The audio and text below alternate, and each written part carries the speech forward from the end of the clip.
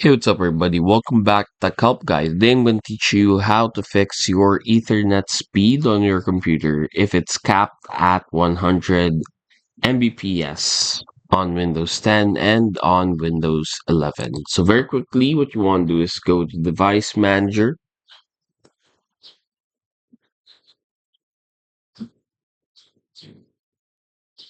From here, you're going to want to go to Network Adapters right here.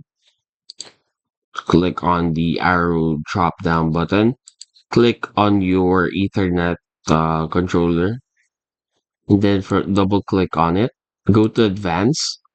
Scroll down until you find Speed and Duplex, and then here, if its value is at 100 Mbps, then you can either select Auto Negotiation, or if capable, then you can go with 1 Gbps full duplex, depending on your preference. But for this one, we'll settle with auto negotiation.